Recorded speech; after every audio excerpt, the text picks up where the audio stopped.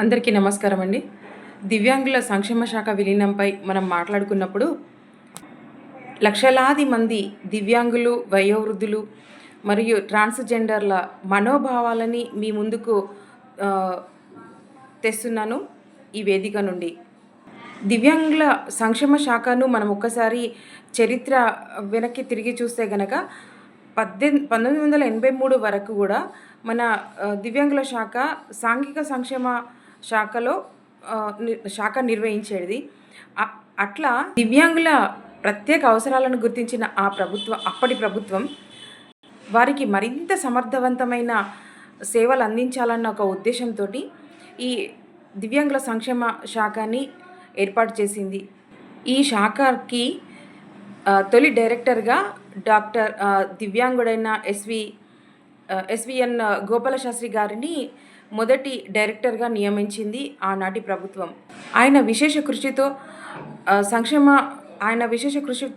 సంక్షేమ శాఖలో వివిధ రకాల సంక్షేమ పథకాలని ఆయన స్వయంగా రూపొందించారు. రాష్ట్ర వ్యాప్తంగా జిల్లా కార్యాలయాలు ఏర్పాటు చేయడమే కాకుండా బాలబాలికలకు వసతి గృహాలు, సేవా సంస్థలు కూడా ఏర్పాటు చేశారు. 1983 నుండి 2016 వరకు ఈ శాఖ స్వతంత్ర హోదాతో సమర్థవంతంగా నిర్వహించింది ఈ శాఖని. అయితే తెలంగాణ ప్రభుత్వం ఆవిర్భవించిన తర్వాత జిల్లాల వ్యవస్థీకరణ సమయంలో అక్టోబర్ 11, 2016 దివ్యాంగుల మరియు వయోవృద్ధుల సంక్షేమ శాఖ నుండి మహిళా మరియు శిశు సంక్షేమ శాఖలోకి విలీనం చేసింది ఆనాటి మన కమిషనరేట్.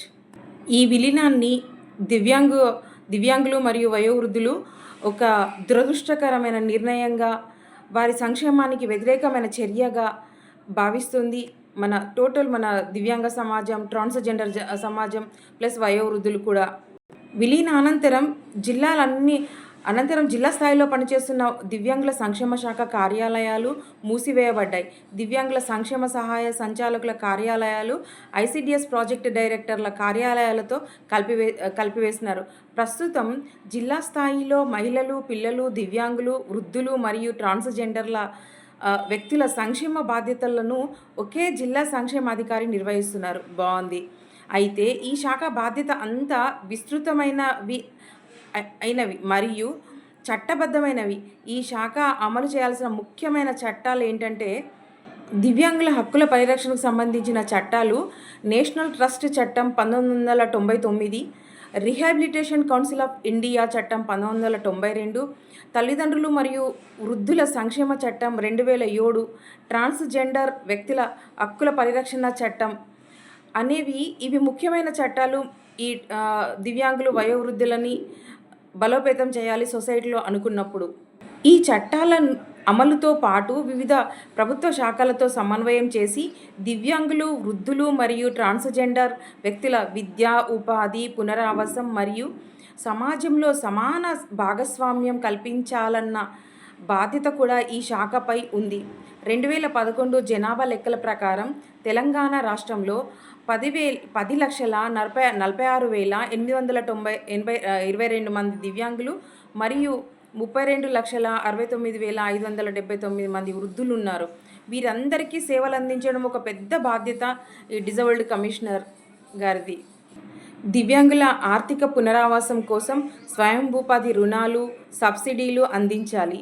శారీరక పునరావాసం కోసం కృత్రిమ అవయవాలు, ట్రైసైకిళ్ళు, వీల్ చైర్లు, వినికిడి పరికరాలు మరియు ఇతర సహాయక ఉపకరణాలు అందించాలి. వృద్ధులకు అవసరమైన సేవలు, రక్షణ మరియు చట్టపరమైన సహాయం అందించాలి. అయితే ప్రత్యేక జిల్లా కార్యాలయాలు లేకపోవడం వల్ల ఈ కార్యక్రమాల అమలులో అనేక సమస్యలు ఎదురవుతున్నాయి. అత్యంత ఆశ్చర్యకరమైన విషయం ఏమిటంటే, జిల్లా స్థాయిలో మొత్తం శాఖను విలీనం చేసినప్పటికీ కూడా రాష్ట్ర స్థాయిలో మాత్రం ఒక డైరెక్టరేట్ని కొనసాగించడం అనేది, జిల్లా స్థాయిలో సిబ్బంది లేకుండా, కార్యాలయాలు లేకుండా కేవలం డైరెక్టరేట్ను మాత్రం కొనసాగించడం అనేది, ఒక రాజ్యం అనేదే లేనప్పుడు ఆ రాజ్యంలో రాజును నియమించినట్టుగా ఉంటుంది. ఎంత హాస్యాస్పదమో కదా. అందువల్ల మేము తెలంగాణ ప్రభుత్వం గతంలో జరిగిన ఈ అన్యాయాన్ని సరిదిద్దాలని మేము కోరుతున్నాం. మా ప్రధాన డిమాండ్లు మా దివ్యాంగ సమాజం, ట్రాన్స్‌జెండర్సు, వయోవృద్ధులది. దివ్యాంగులు మరియు వృద్ధుల సంక్షేమ శాఖకు మళ్ళీ స్వతంత్ర హోదా కల్పించాలని, ప్రతి జిల్లాలో ప్రత్యేక జిల్లా దివ్యాంగుల మరియు వృద్ధుల సంక్షేమ కార్యాలయాలు పునరుద్ధరించాలని, ఖాళీగా ఉన్న పోస్టులను భర్తీ చేయాలని, దివ్యాంగులు, వృద్ధులు మరియు ట్రాన్స్‌జెండర్ వ్యక్తుల సంక్షేమం కార్యక్రమాల అమలును బలోపేతం చేయాలని మా దివ్యాంగ సమాజం కోరుకుంటుంది.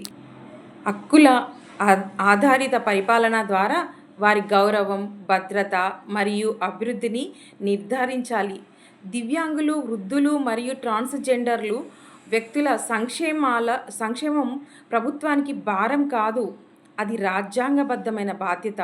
మన సమాజంలోని అత్యంత బలహీన వర్గాలకు న్యాయం జరిగితేనే నిజమైన అభివృద్ధి సాధ్యమవుతుంది అని నేను ప్రభుత్వానికి అప్పీల్ చేస్తున్నా. ముఖ్యమంత్రి గారి దృష్టికి తీసుకెళ్తున్నా. ఇది ఒక్కసారి గమనించి మా దివ్యాంగ సమాజానికి పూర్తి న్యాయం చేస్తారని మనస్ఫూర్తిగా కోరుకుంటుంది మా దివ్యాంగ సమాజం. జై భారత్, జై దివ్యాంగ్, జై జై దివ్యాంగ్.